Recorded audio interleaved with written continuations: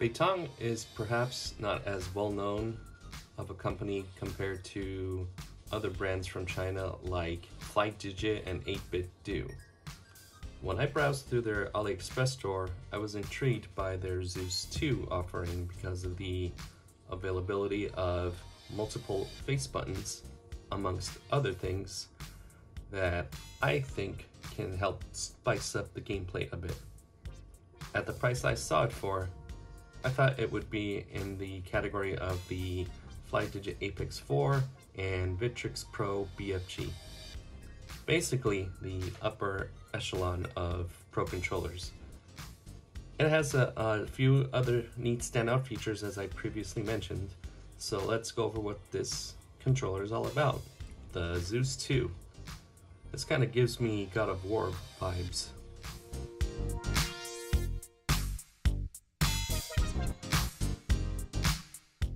And now we'll do a quick unboxing.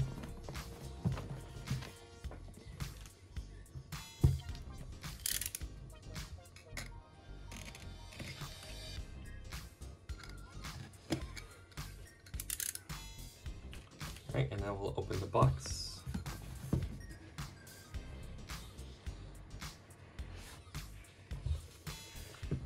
And, like it's on the cover, this is the black one. So, have a look at it from different angles.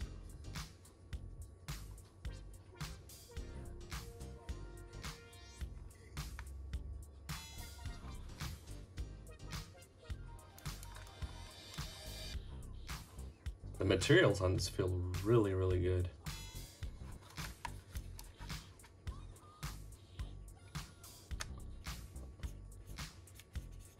Aha, but something that I caught, there's a bit of damage here on the controller, as you can tell. So yeah, coming out of the factory, that's not a very cool thing from Beitong. But other than that, I think it looks pretty good. Let's see what else comes in the box.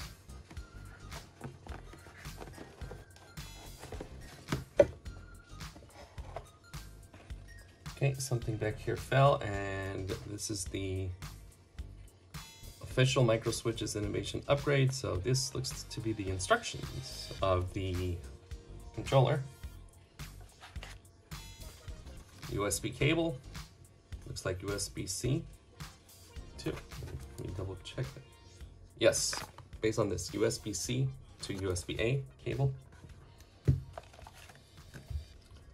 E-user manual, if you need a quick breakdown of everything.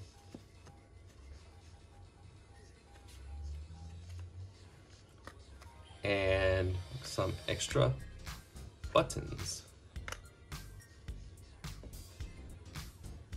And it looks to be that there are more thumbsticks here, more buttons here, and it looks like one of them has the Nintendo Switch layout, which would be this one. It looks like this one has the Nintendo Switch layout. Then we have the D-pad here, and other D-pads here. So, and then you have the wireless dongle right there. So yeah, this thing is fully packed. A lot of stuff that comes with it. All right, now when it comes to removing the thumbsticks, it's very much like FlyDigi's method. Simply pull it off, and even the connectors look like the FlyDigi types. So they're available in 3 different lengths: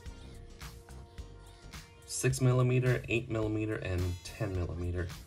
So I'll go ahead and connect the smallest one here, pick out this one and put the 10mm here.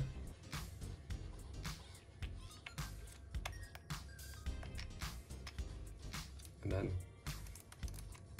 there you go. All right, and that's how they look, pre-installed with the different lengths. So, now, in order to install the D-pad and the face buttons, you have to remove the faceplate. I would recommend removing it from the top and working your way down. See, pretty simple. Now we'll go ahead and replace the face buttons. And in order to do that, what you want to do is press these two against each other and it'll help pop out the buttons. And then you can grab it, put it down, insert the new one, make sure you match the side of the magnets. Look a bit dusty there. All right, there you go. So you can tell these are different sounds.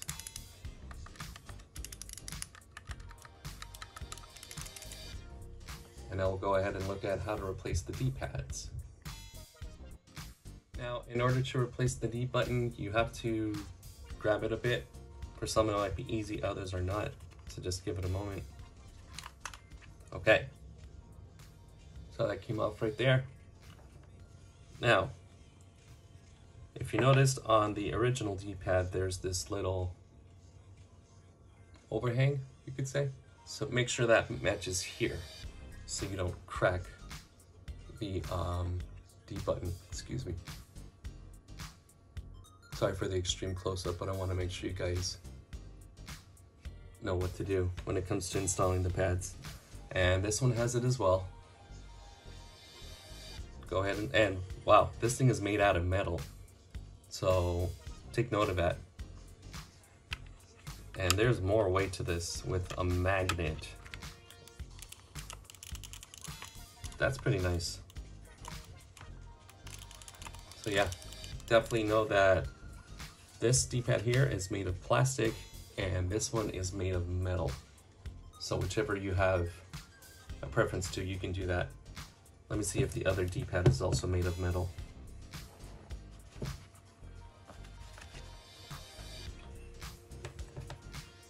Yes, so the left side is made of metal, the right side is plastic. So just a comparison between the two. Definitely has more weight, but not in, when I say it has more weight, it just feels more solid.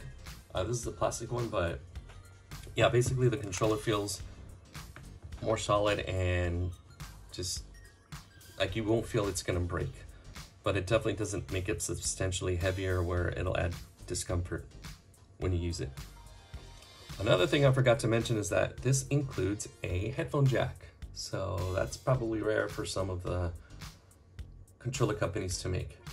So let's see, the Victrix Pro BFG features this, and then along with, let's see, Flight Digi does not make it with their controllers, but it's good to know that this one does. Oh, and Neo S by Cracked also features a headphone jack. All right, now I'm going to show another feature of the Zeus 2, which is probably rare for the segment, wireless charging. And I'll put it on this Philips power bank wireless charger. And when it starts flashing like that, it means it's charging. So, really cool feature. All right, now I'll go ahead and test the buttons that came with this package. First, we're gonna do the membrane buttons. So they're pretty quiet for a membrane. Next, we'll do the mechanical switches.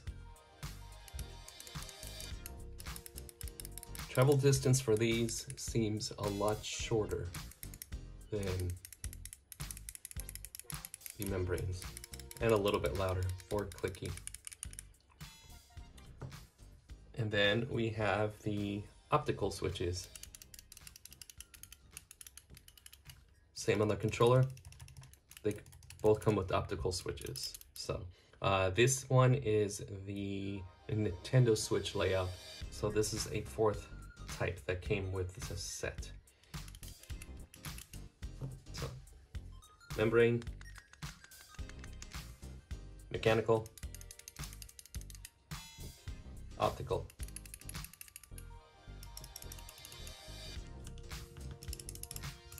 Very distinct noises. As far as comfort is concerned, generally speaking, it feels pretty good in hand. I did find it a little difficult to hold down back on the D-pad when I did charge moves on Street Fighter 6 and Super 2 Turbo. For me, the metal disc-based D-pad was the best one to use for fighting games and platformers or any other 2D games. And that's the beauty of this controller, is that we have options, and options are always a good thing. Next, we'll show the back buttons again. I like the layout. They're pretty much like the Victrix Pro BFG, but smaller. So basically you would have to use your middle finger to use them both, but for me it's not a problem. You also have the two M buttons here, so you can have up to 4 profiles to switch between the mappings of the buttons or macros, so a total of 6 back button mappings or macros. Vibration intensity on the triggers and controller can be adjusted in the Gamepad Assistant software made by Beitong, and the controller has up to 5 motors, and the adjustment level is up to 5 levels of intensity. There are also 17 modes of lighting, which can be changed through the software once again. Other changes that can be changed on the software are the joystick sensitivity, trigger settings, and specific profile keys. A couple of other things to get out of the way is that it comes with a 1-year warranty and has a 1000 milliamp per hour battery, and so far I've used up about 7 hours of it in wireless mode, and I've had no issues trying to charge it. It's consistent with its Bluetooth and wireless dongle settings. I've had no cutouts in the signals. So now we'll go ahead and look at the circularity test and input lag results.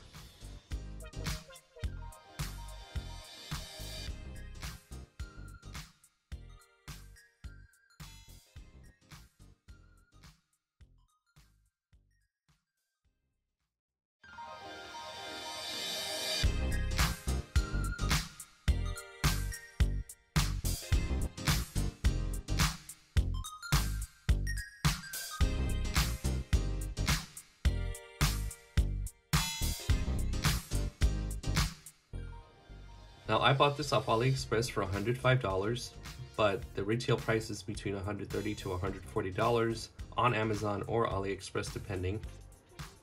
And for the money, this joystick is loaded. Despite not having Hall effect sticks, which weren't available at its time of release, it takes a no excuse approach and leaves people satisfied with enough to be happy about, because it's feature packed. Except for one major problem, which I'll get to. The dongle on my copy worked consistently, like I said before, and I had no dropouts in Bluetooth mode either. The fact that the instructions come as a booklet and are in English are a huge bonus. And like I said before, choices, choices, choices. These buttons, the sticks that were available, the D-pads that I showed you, they leave you with plenty to satisfy your appetite. Now for some Super Gem Fighter Mini Mix gameplay.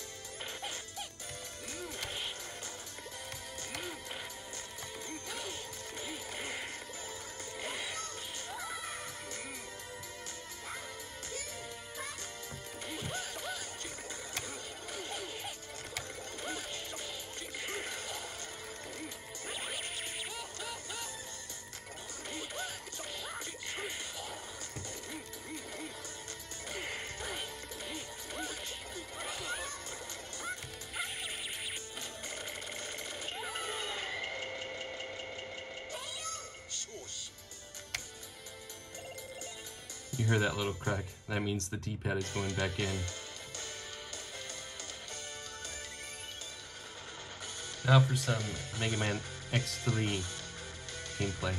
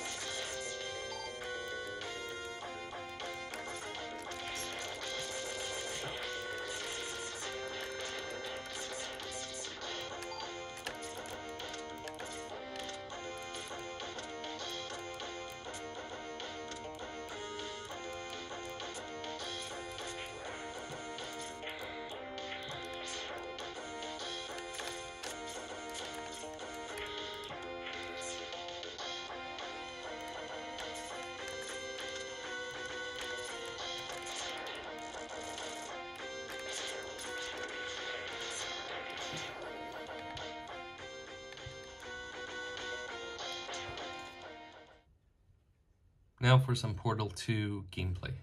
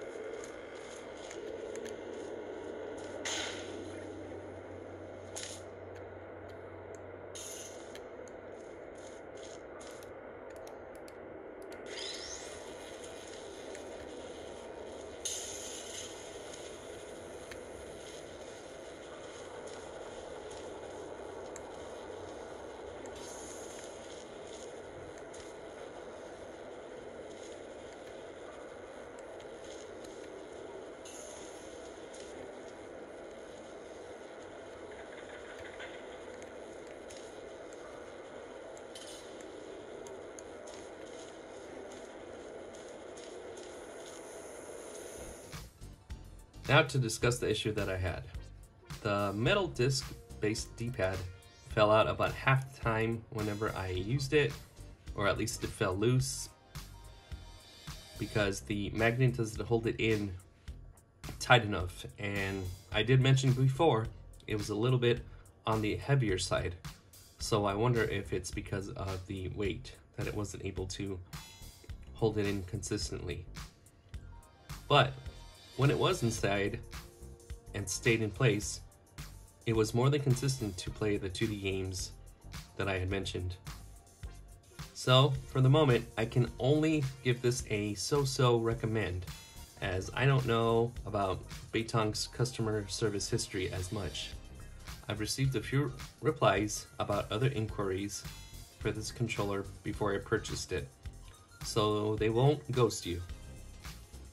The software also seems to work fine, but be aware for any safety measures with these kinds of software. That's not to say that Beitong is bad. It might be similar to the phone apps where there could be some sort of spy software thing. I mean, that could be a little bit on the exaggerated side, but just take caution. Perhaps install the app, make any adjustments you need when it comes to the profile mapping and how much of the vibration intensity you'd like to put, and then disconnect the app. As well, I hope that Beitong can do more QC checks for the D-pad's stability placement. That's all for now. Till next time, thanks for watching and take care.